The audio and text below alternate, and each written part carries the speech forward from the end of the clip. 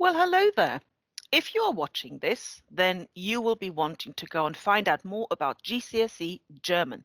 My name is Mrs. Jules, for all those of you who don't know me, and those of you who do know me, can I please apologize? I have no camera on my desktop PC, therefore, there's a nice little picture of me just in case you weren't sure, but my voice will have to go and do.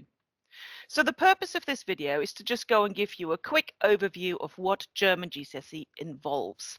It is delivered by myself. I am the subject specialist, and the exam board we use is AQA. There are three grand themes of the course: identity and culture, local, national, international, global areas of interest, and current and future study and employment. What that means in detail is that we talk about aspects of youth culture, lifestyle, customs and traditions. We talk about home and locality, about German-speaking countries, and about global sustainability. And we discuss your current studies, the world of work, and your jobs and future plans. Within that, we have four skill areas that need to be examined, and that is all happening at the end of year 11. And you will either enter for a foundation or a higher tier. So foundation, if your targeted grade is up to about a 5, so 3, 4, 5, perhaps you're more likely to do a foundation. If you've got a good solid 5, 6, 7, 8, 9, then we would go and wish to enter you for the higher tier. But these things happen really right at the end of the course, nothing to be worried about to start with. All four skills, listening, reading, writing, and speaking, are equally weighted. What that means is if you are, say, a little bit weaker at your writing than you are at your listening, reading, and speaking, you can sort of make up for that weakness. And that works generally very well. I know people are always worried about the speaking aspect in that, but seriously, it is not bad at all. So, you may well think to yourself, am I a suitable candidate for German GCSE?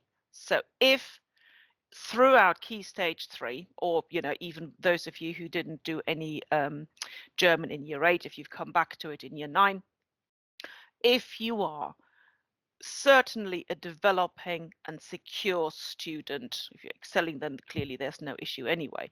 But if you are one of those students, then you can be a suitable candidate. And it depends really then on your drive. How much do you want this? Because there is a lot of learning involved. There's a lot of vocab involved. Okay. And you need to be somebody who isn't going to be intimidated by that, someone who will take on board some feedback and then act on it. You might be worried about all the lost learning that has happened due to COVID. Let's face it, since last March, things have been very strange. However, that is taken into consideration. That is not only taken into consideration by us as a school, but also by the exam boards, I am sure. Plus, a lot of the grammar you've already covered. So will there be loads more grammar coming up in GCSE as far as German is concerned? The answer is no, not really. There'll be one or two different ideas that I will go and bring to your attention, but particularly for foundation candidates, you already have the tenses. You have the present tense, they have the perfect, the imperfect, you've got the future, and you know about the conditional. So quite frankly, you are very well served there indeed. So then the question is, why should you bother? Well, we know it increases your brain power and it makes you more culturally aware. We know it looks good on your CV. But don't forget, apart from, earning money, etc., it is fun. It is fun to learn a new language, to be able to go and talk to other people. And of course, we do take you on trips at Key Stage 4. Well, that's always if there's no pandemic on at the time.